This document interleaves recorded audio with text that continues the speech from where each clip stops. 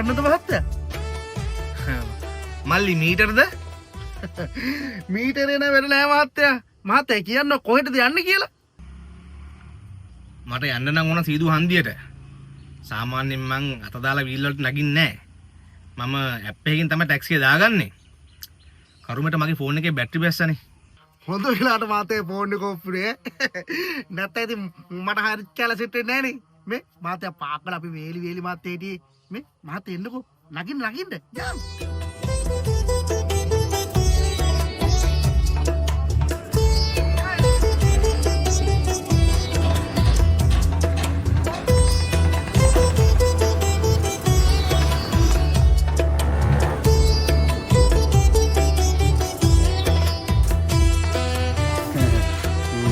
කීයද මල්ලි? 1500ක් දෙන්නකෝ මහත්තයා. 1500? මේ කිලෝමීටර් 3ට? යකෝ මේ වෙන්දට යන්නේ මං රුපියල් 300ටනේ. මෙයා මහා හෙන ගහන ගණන් මල්ලි. මහත්තයා මේ එහෙම කතා කරන්න එපා. අපි මේ වගේ හයර් දෙක තුනක් ඇතුළත තමයි ජීවත් වෙන්නේ. හරිද? අනිත් එක මහත්තයා අපිට දරු පවුල් ඉන්නෝනේ. උන්වත් බලන්න බෑ. එහෙමයි කියලා මල්ලි ගිනි ගණන් අරන් හරියන්නේ නෑනේ. දැන් බලන්න ඔන්න ඔය හින්දානේ ওই තවුසලට හයර් එකක්වත් නැත්තේ.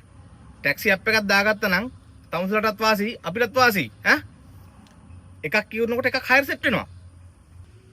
මේ මහත්තයා ඇප් තියනවා නම් මනම් තිබ්බට මහත්තයෝ අපිට හම්බෙන හයර් කෑලි දෙක තුනකින් මේ වගේ ගාණක් ගත්තේ නැත්නම් අපිට පාඩුයි.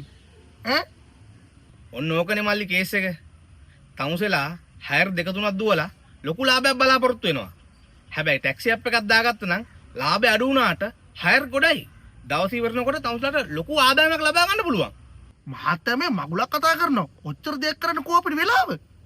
වෙලාව කිව්වේ? ඒ කියන්නේ තමුසේ මේකට අමතරව වෙන ජොබ් එකක් කරනවද? නෑ මහත්තයා. මේක තමයි මගේ ස්ථීර ජොබ් එක. දවසටම දුවන් හයර් කෑලි දෙක තුනයි නං. තවසට වෙලාව නැති වෙන්නේ කොහොමද ඔයි? මේ මහත්තයා ඔය ටැක්සි ඇප් දාලා දවස් 30ෙම හයර් දිව්වාම අපේ පාක් එකේ කැරම් මත ගහන්න තමුසිදෝ යන්නේ.